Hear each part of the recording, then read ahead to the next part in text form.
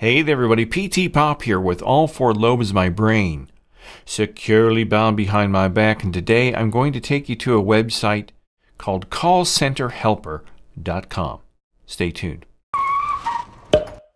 So one of my subscribers by the name of Dean, I'm going to keep your last name out of it in case you want to be incognito, suggested I take a look at a site called CallCenterHelper.com, which I think will be beneficial to you if you're a manager or a call center rep in a call center. Now, before I get to this, let me first tell you there's a couple ways I'd like to ask you for your support of my channel. The easiest, simplest way that won't cost you a dime out of your pocket is to like my videos, subscribe, and share. Like, subscribe, and share. Like, subscribe, and share. Hi-ho the Mario. Like, subscribe, and share. All you got to do is click the thumbs up button, subscribe to my channel, and then if you have other friends or relatives or acquaintances that have worked in call centers, send them my channel. Refer them, send them a link to my channel. What this will do for me is it'll raise me in the rankings. It'll talk to the algorithm, the YouTube algorithm. We'll go, oh, Pete's getting popular and we better put them up higher in the rankings. PTPOP is. So if you're feeling generous and you have some extra cash and you want to buy me a cup of coffee, come on over here. Come on over with your little mouse and go up to your browser and put in PTPOP. Put in patreon.com/PTPOP. And you can make a donation to my channel. A basic level is $5. It's the Oingo Boingo level, I call it, because it's all about having fun, everybody. And at that level, you're going to get this view behind the scenes, pictures and videos of my studio and my processes of making things. I've got a video on there, how I made my song Call Center Blues and how I recorded it and things like that. I've got a video on there about my first call center building that I ever worked in over 30 years ago. I revisited that building recently when I was there for a recent meeting with my wife and another bunch of business people. And it's a lot of fun. You'll also get to see live streams on there when I eventually go live here on Patreon. I haven't done that yet. Also, if you're feeling a little bit more generous, for just another $4 a month, you're going to get everything that you got in the first level, the Oingo Boingo level. It's all about having fun. And if you go and pay $9, you get a podcast as well. So you'll get I've got a brand new podcast. I just made the first episode. It's called Call Center Survivor. And for $9 a month, you'll get everything you got in the first level plus the podcast. So it's a lot of fun. I'm having a lot of fun in it. And also on Patreon, you can buy a copy of my latest song, Call Center Blues. And it's just $3. And they don't let me charge anything less than $3 because they take a certain percentage of my profits. So I guess they don't allow me to charge anything less than $3. So, but the song is 3 minutes long. Many of you have heard it on YouTube. I got some great reviews in the song. So it's a couple of ways you can help support me there. So let's get over to the main topic today, which is this website called CallCenterHelper.com, which was referred to me by a subscriber of mine by the name of Dean. Thank you for the idea, Dean. This is an interesting website, okay? So this seems to be more geared towards the call center manager or team lead or director of the call center than it does to the person on the phone, but it does serve both.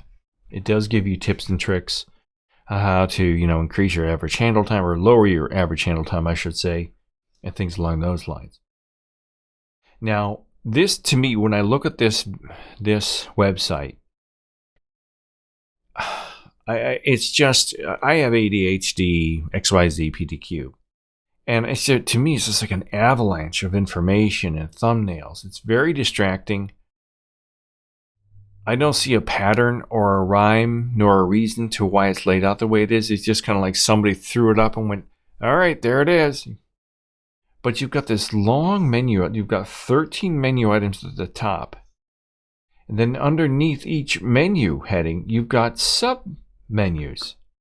mean, this one has 1, 2, 3, 4, 5, 6, 7, 8, 9, 10.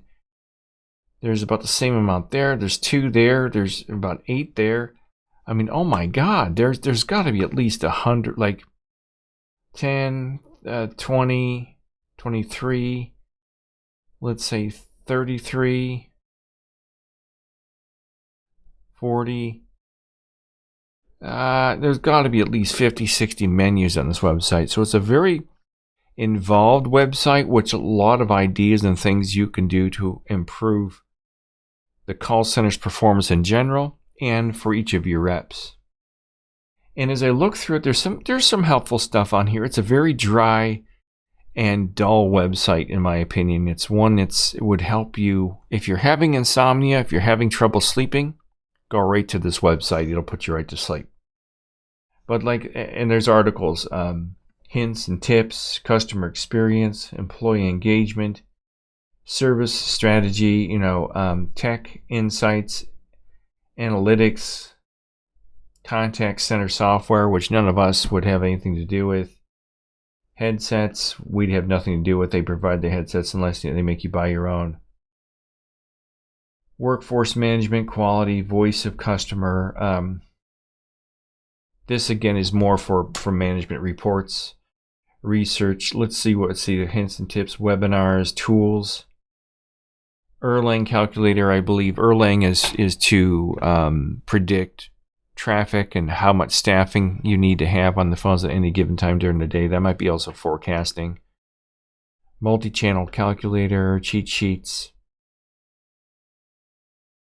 Industry insights, news, events, case studies, videos, workforce management, planning, forecasting. Again, that they seem to hit on that a lot. Erlang again is mentioned. This is redundant. This is under here and it's under here.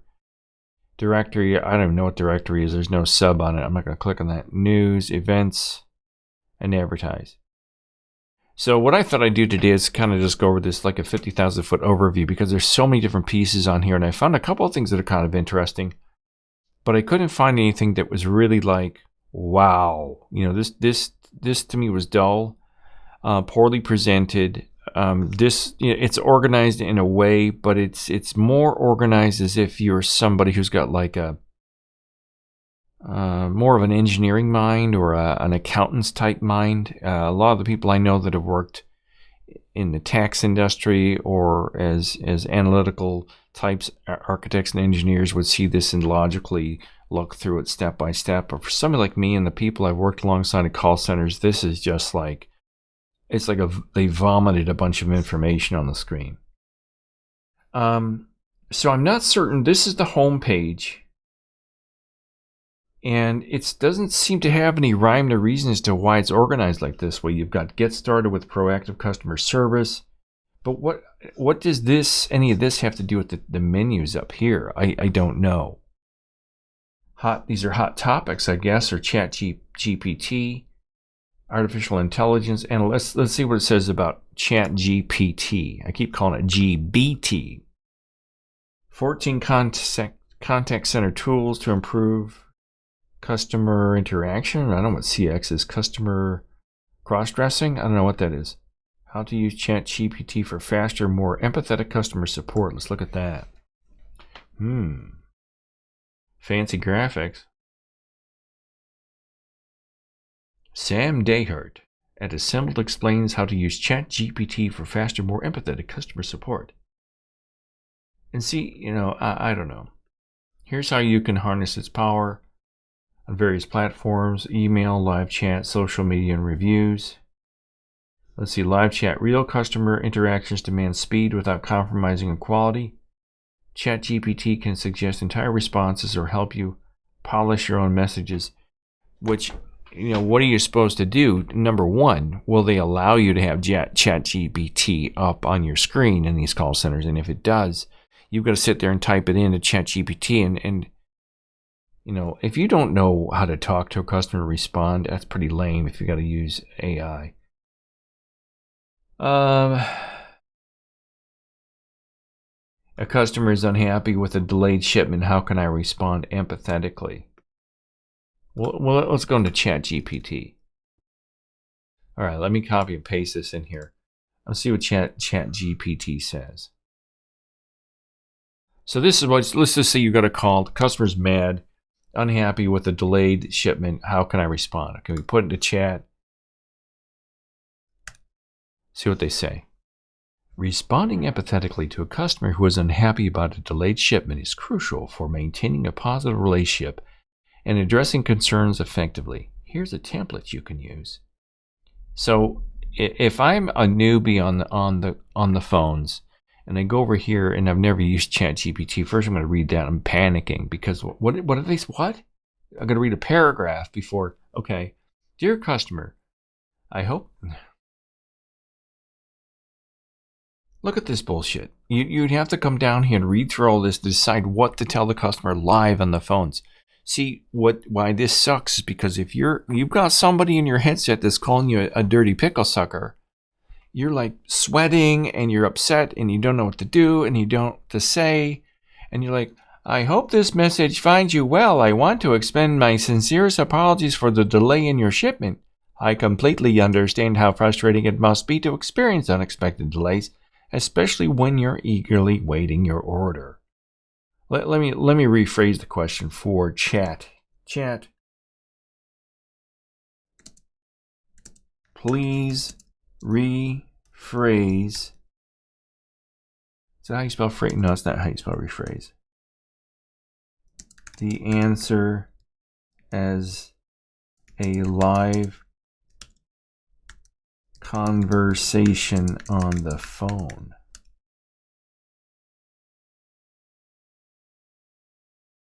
Oh, here we go. Thank you for reaching out. I understand. Well, I'm not going to... You see what I'm saying here? Okay, so this is a nice pie-in-the-sky idea to use AI for that kind of thing, but you have to really know how to navigate ChatGPT to get it to work for you in that way. Avoid sharing sensitive information. Yeah, you don't want to put anything out there about customers. You don't want to put their address or their names or anything. So that's one thing that it does. It gives you little tips and tricks and things and how to use it. Let's see here. Articles, ChatGPT popular. What is the difference between ChatGPT, large language models, and who cares? Okay, let's get the hell out of here. Sorry. I don't have much patience for some of this inane garbage. So back to the main page. So let's take a look up here at the video section. Since this is a video channel, I don't want to sit here and read crap to you. So this one I found interesting, and for those of you that don't know, I didn't mention this. This company has their own YouTube channel, and the YouTube channel is named similarly. It's CallCenterHelper TV. It's got the TV on it. Here's a little video about 3 simple ways to speed up after-call work. And for those of you that don't know what after-call work is, if you've never worked in a call center, you complete a call with a customer, they hang up. The telephone system that you work with puts your call into kind of like a hold, but it takes it out of the queue, so no more calls will come into your headset. And usually the break between calls is called after-call work in most places, and it's a very short duration of time. It's usually, in places I've worked, up to you to go back into queue. You have to hit a button on your phone to make yourself what they call live on the phones again, so you'll take more calls. But they give you like 30 seconds to what they call wrap up the call and type notes like, customer called in, was upset about the delay in his package, contacted UPS, found out where it was, it'll be delivered tomorrow, customer's happy, end of call. But you got to type that in if you haven't done it during the course of the call. And most places get on your ass like bees to honey if your after call work time is too long. They call it wrap up time. They call it after call work. They call it a couple different things, but it's all the same. It's all the same thing. And if your after call work time is too long in the course of a day, a week, or a month, especially in a day, your supervisor sits at their desk and they're like, oh my God, Pete's after call work is 10% higher than it was the day before. I better go see if he's doing something terrible. And they run over to your desk and they tap you on the shoulder and like, oh, hey, Pete, could you come over to my desk for a minute? Oh, yeah, Mr. Boss. Okay. And you go over their desk and you sit down like, well, I was looking at your stats today and I noticed that your after call work and your wrap up time is really high. What are you doing over there? You know, and they get all up your ass about it. As I've said in other videos, because this is allegedly costing the company millions of dollars for all the wrap up time because customers aren't getting handled in an appropriate, timely fashion, so on and so forth. So here's a video that is 3 minutes long, and it's titled 3 Simple Ways to Speed Up After Call Work, and it's presented by a woman by the name of Risa Eldridge. That's a pretty name. I like that name, Risa. She's a Senior Director, Product Management and Call Miner. What's a Call Miner? Let's look up Lisa on LinkedIn. Eldridge.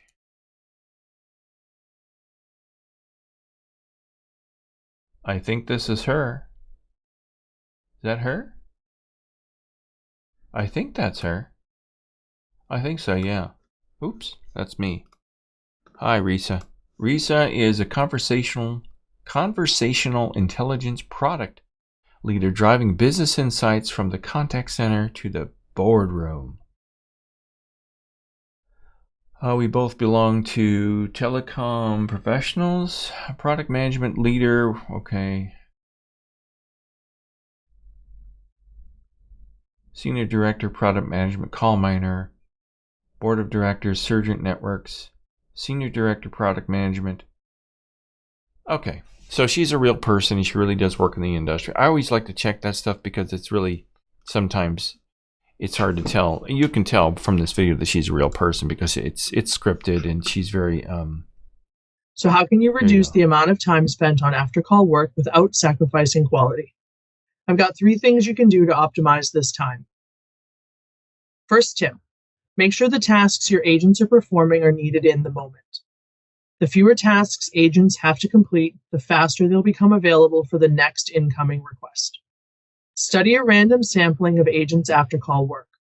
Document each separate task that they perform and the purpose it serves, and then ask yourself, is that purpose still justified?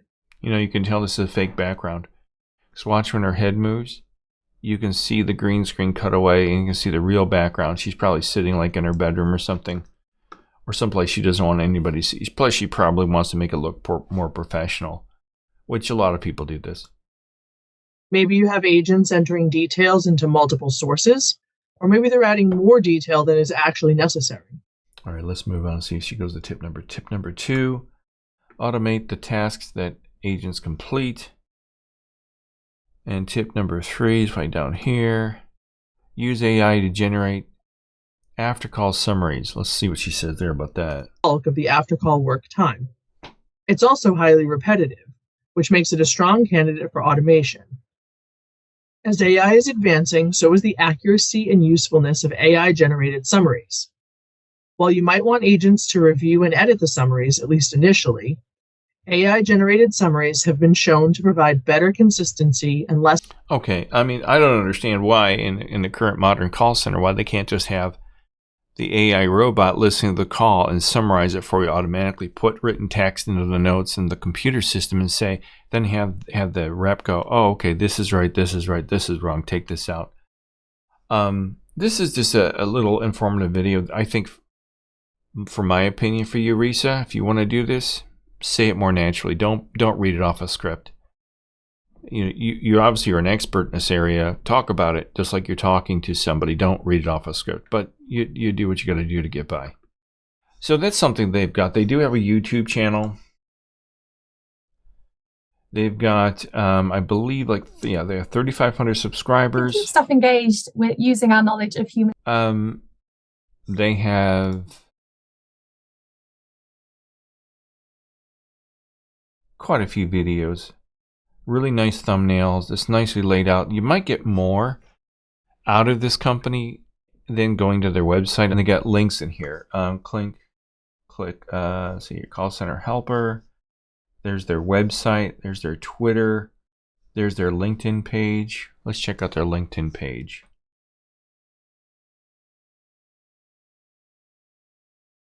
CallCenterHelper is the go-to place for contact center, customer service, and customer service experience professionals.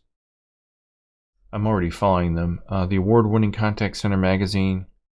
CallCenterHelper is the go-to place for contact center, customer service, and customer service experience professionals.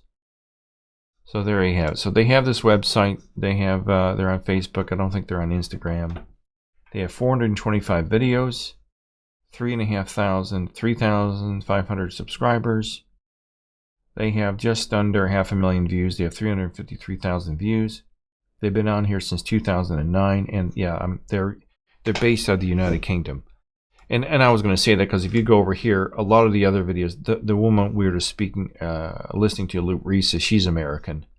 But many of the other people you'll see in the other videos are British or English, or I'm not certain what the correct word is to identify British or English people or United Kingdom. I think it's all the same. So some of this is good. I mean, here's tips to improve your quality assurance. It seems that most of this is slanted towards management as opposed to people like me that just answer the phone. Well, not just answer the phones. We're the phone answerers. We're the phone answerers, man. Let's see what they say here about how to improve your quality assurance. Technology can help. So that's another video I'm going to make is quality assurance. Somebody asked me to make a video about quality assurance reviews. Especially when they review your calls, they pull you into a meeting and they've recorded your calls and they listen to them with you. And I don't know if I've ever gone over that, but I will soon. Mitigate a lot of QA challenges. Things like automating workflows, seamless integrations with CRM. Is that British or is that Scottish or Irish? I think that's Irish accent. And of course, real-time reporting. A strong QA program is made up of two main elements. There's insight, and this element generates all of the performance data through evaluations. And then number two, it's people improvement. So that's things like coaching, one-to-ones, and learning and development. I think that's Scottish. Now, most challenges actually relate to the insight part. See, this isn't directed towards someone like me. I'm already bored listening to him. This is more for management types, I think. So they talk about a lot of the typical things on here. First call resolution, why first call resolution matters and how to measure it. What are some challenges to quality assurance? Inspire agents to improve their performance. A lot of this stuff, as I've said, just from my point of view as a call center rep, either customer service or in sales, if you treat me with dignity and you treat me with respect, you pay me a reasonable wage, and you give me bonuses that aren't completely impossible to reach, I will kiss your ass all day long. But I've rarely found that.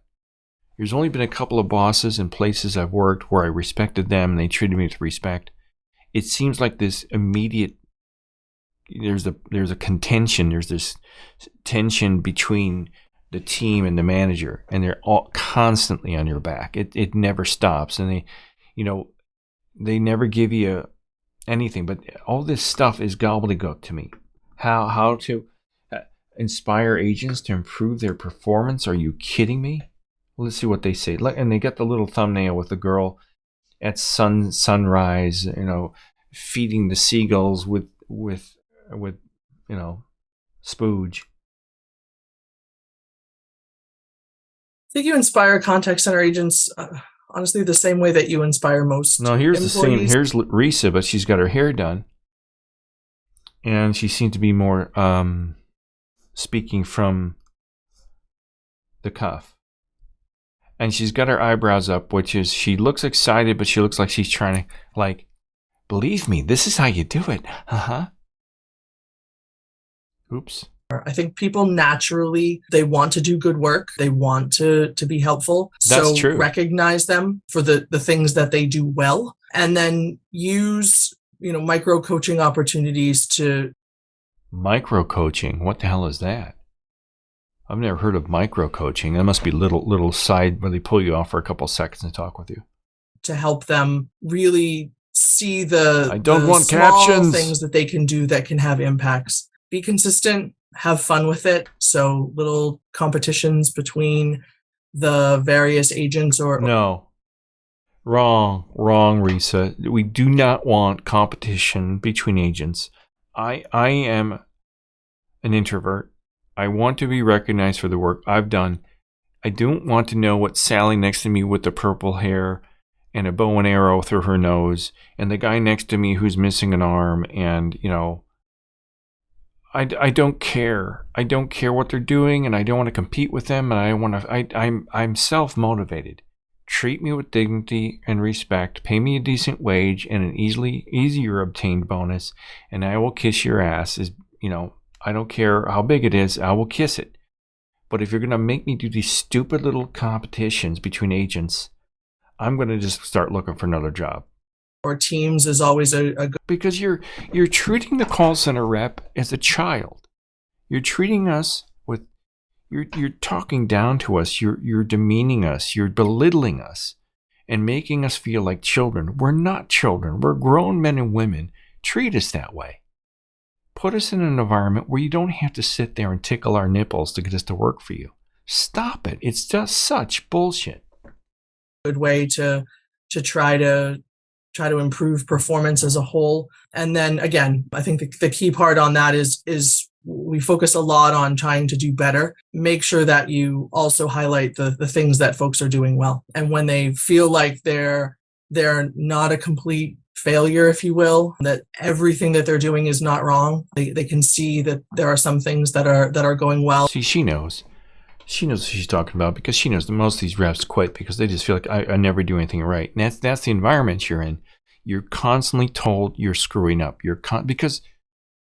And that's not the point of this video, but in this environment, you're in an environment where you're first in training they're giving you an avalanche of information that you have to digest and regurgitate within 2 weeks. And you have to learn it and learn how to talk about it coherently and run all the systems in a coherent, clear, and professional manner. And it's almost impossible to do. They're giving you like a semester or 2 semesters worth of information like you would learn in a college or a university, and you have to learn in 2 weeks and talk about it coherently and work all the systems and make sales. It's an impossible task for about 80% of the people.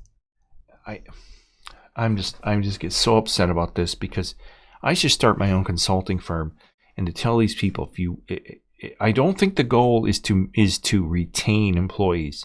It can't be. It just can't be. It's got to be cheaper for them to keep retraining than it is to retain people. That's the only thing I can figure. There must be some type of accounting metric that their accountants and all their actuaries and people look at and say, hey, Bill, you know what? We could try to maintain a stable workforce in the call centers, but I think it's going to save us $50 million a year if we just retrain them, keep bringing people in like cattle. Yeah, Bill, Bob, that's a good idea there. I think we'll just keep doing that. I don't know. I don't think people ever listen to it. So the website goes on. They've got industry insights, case studies, videos. I've gone over the videos. The videos are all the same. They're kind of very uneventful, not very entertaining. They're informative, but they're mostly for management types. What's the news? Look at this. I love this thumbnail.